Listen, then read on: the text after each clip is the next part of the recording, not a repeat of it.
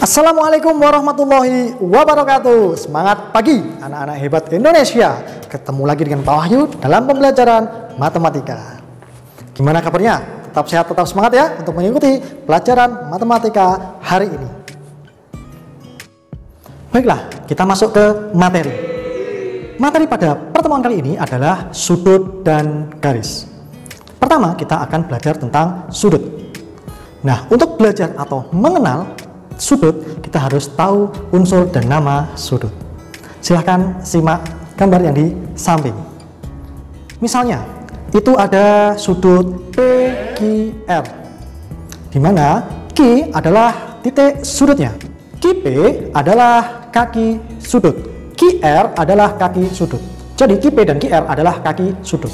Dan perhatikan, ya, itulah yang disebut daerah sudut. Jadi ada tiga unsur yang kalian ketahui. Ada titik sudut, yaitu di Q, ada daerah sudut, dan juga ada kaki sudut. Nah, penamaan sudutnya itu ada tiga cara juga. Sudut pada gambar berikut diberi nama sudut PQR atau sudut Q, ya, yang ada tepat di titik itu berada, dan juga bisa juga diberi nama sudut pada daerah sudutnya. Contohnya sudut alfa misalnya. Itu adalah nama dan unsur sudut. Kita lanjutkan, selanjutnya adalah satuan sudut. Selanjutnya, untuk satuan sudut adalah derajat. Lambangnya seperti huruf 0 yang ditaruh di atas atau pangkat 0, itu maksudnya derajat. Ini besar sudutnya itu punya satuan derajat. 1 derajat itu 60 menit. 1 menit itu 60 detik. Selanjutnya, dalam belajar tentang sudut, ini yang paling penting nih, kalian harus mengenal jenis-jenis sudut. Yang pertama, ada sudut lancip. Waktu SD harusnya sudah pernah. Sudut lancip ini adalah sudut yang besarnya antara 0 sampai 90 derajat. Ingat ya, antara 0 sampai 90 derajat. Berarti 0 derajat dan 90 derajat itu tidak termasuk. Ada kata-kata antara. Jadi kalau dalam matematika ada kata-kata antara, angkanya itu tidak termasuk. Sehingga sudut lancip adalah sudut antara 0 sampai 90 derajat. Selanjutnya, yang kedua adalah sudut siku-siku. Sudut yang besarnya tepat 90 derajat. Selanjutnya adalah sudut tumpul. Sudut tumpul adalah sudut yang besarnya antara 90 derajat sampai 180 derajat. Selanjutnya sudut berpelurus. Dari namanya berpelurus, berarti lurus ya. Sudut yang besarnya 180 derajat. Selanjutnya ada lagi sudut refleks. Sudut yang besarnya antara 180 derajat sampai dengan 360 derajat. Jadi kalau digambar seperti itu, yang besar, gitu ya, sisaan dari sudut lancip. Itulah jenis-jenis sudut. Selanjutnya, terakhir, dalam belajar sudut kita perlu hubungan dua sudut. Hubungan dua sudut yang perlu kalian perhatikan ada dua. Yang pertama, sudut berpelurus atau biasa disebut suplemen. Yang kedua adalah sudut tegak lurus atau yang biasa disebut komplemen. Nah, sudut suplemen adalah dua sudut yang jika dijumlahkan besarnya 180 derajat. Sedangkan sudut komplemen itu adalah sudut yang besarnya ketika mereka dijumlahkan besarnya 90 derajat. Contoh, misalnya suplemen dari sudut 100 derajat adalah, ya, tadi suplemen itu 180. Kalau suplemen dari 100 derajat, berarti suplemennya dari 100 derajat adalah 80 derajat. Komplemen dari sudut 20 derajat, berarti komplemen 90 ya. Tadi yang ditanyakan komplemen dari 20 derajat, ya 90 kurangi 20. Berarti masih ada sisa 70 derajat. Jadi komplemen dari sudut 20 derajat adalah 70 derajat. Itulah sedikit mungkin singkat ya tentang sudut. Selanjutnya kita akan belajar tentang garis. Bisa nih garis. Garis adalah suatu gabungan dari titik-titik yang terbentuk menjadi suatu garis. Nah, di sini kita akan belajar tentang garis lurus yang berpotongan. Tapi sebelumnya kita akan mengenal macam-macam garis atau kedudukan dua garis. Jadi jika ada dua garis, apa yang akan terjadi? Yang pertama, dua garis. Misalnya Pak Wahyu punya garis M dan N. Dua garis itu bisa saja berhimpit. Ya. Jadi dua garis jadi satu, yang terlihat hanya satu, tapi sebenarnya dua garis. Kenapa? Karena mereka berhimpit. Itu salah satu yang pertama. Yang kedua, dua garis itu bisa memiliki kedudukan selain berhimpit, dia juga bisa berpotongan. Gitu ya, dua garis selain berhimpit, dia juga bisa berpotongan. Yang ketiga, dua garis itu ya kedudukannya selain berhimpit, selain berpotongan, dia bisa juga sejajar. Nah, dua garis yang sejajar yang sering kita ketemukan dalam kehidupan sehari-hari, contohnya adalah rel kereta api. Ya, dua garis yang sejajar, mereka selalu bersama, tapi mereka tak pernah bersatu. Nah, itulah garis sejajar. Selanjutnya yaitu dua garis yang sejajar. Ya, fokus kita di dua garis yang sejajar, dan juga garis sejajar itu dipotong lagi oleh suatu garis. Kan terbentuk beberapa sudut. Sudut apakah? Perhatikan gambar dulu. Ya, ada dua garis yang sejajar. Ya, contohnya garis A dan B misalnya. Dipotong garis, ya, jadi ada garis yang memotong A dan B, ya, karena garis yang sejajar. Jika dipotong suatu garis, ya, jika dipotong suatu garis L misalnya, garis L memotong A, garis L pasti juga memotong B. Kenapa? Karena A dan B sejajar. Nah, akan terbentuk beberapa macam sudut. Yang pertama adalah sudut sehadap. Seandainya nih, Pak Awi kasih angka ya, dari gambar itu Pak kasih angka 1, 2, 3, 4, 5, 6, 7, 8. Sudut yang sehadap adalah sudut-sudut yang madhepe podo. Nah, gambarnya gitu ya, menghadapnya sama, sehingga adalah sudut 1 dan sudut 5, sudut 2 dan sudut 6. Seperti itu, dan seterusnya. Itu adalah sudut yang sehadap. Selanjutnya, ada yang sepihak, ada juga yang berseberangan.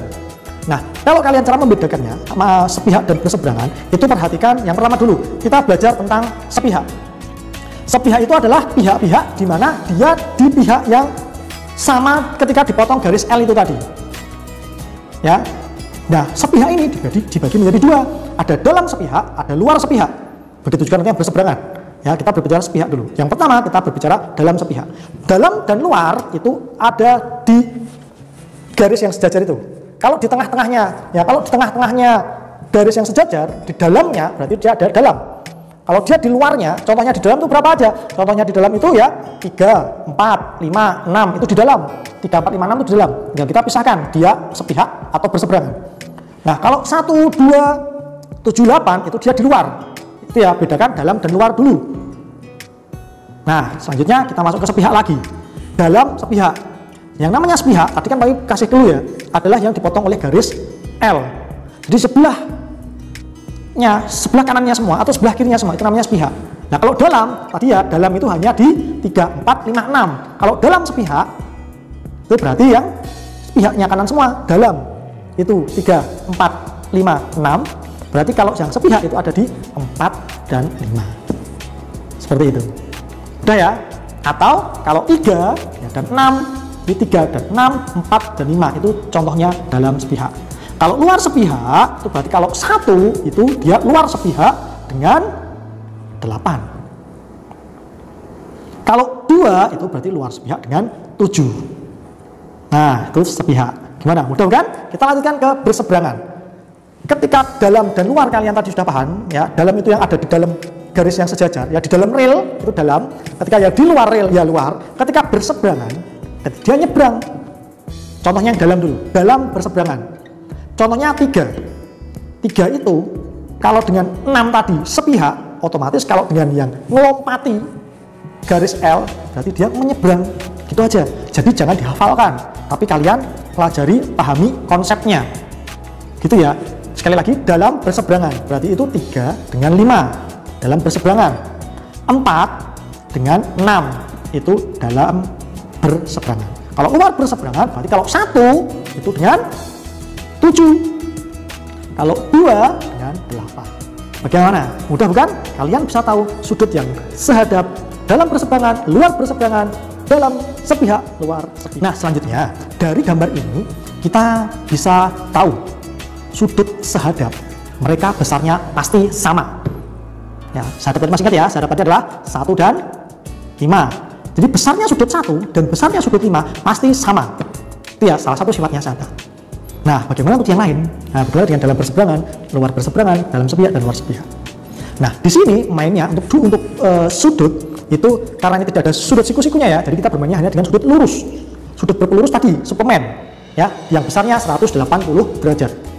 Jadi kalau ada sudut lurus dipotong garis gitu ya, dipotong lagi gini ya, sebelahnya diketahui, mencari yang lain itu kalian tinggal disamadengankan ya. Dua sudut itu besarnya 180. Contoh tadi nih, sudut 1 dan 2 ketika dijumlah sama dengan 180. Tuh, jadi cara mencari satunya gimana? Ya 180 kurangi 2 itu. 2 dan 3 kan lurus juga, dipotong oleh garis L kan. Nah 2 dan 3 ketika dijumlah 180. Mencari 2 gimana? Kalau yang diketahui 3 gitu ya. Jadi dari yang di sudut diketahui kalian bisa mainkan itu. Atau karena 1 dan 2 180, 2 dan 3 180, sehingga 1 dan 3 itu besarnya 180. Nah itu ada namanya lagi, yaitu bertolak belakang. Jadi sudut 1 dan sudut 3 bertolak belakang. Satu menghadap ke atas depan ya, yang satu ke bawah belakang. Itu bertolak belakang namanya. Jadi ada sehadap, ada dalam berseberangan, luar berseberangan, dalam sepihak, luar sepihak, ada juga bertolak belakang. Sudut yang bertolak belakang besarnya juga sama. Tuh, gimana anak-anak? Pusing?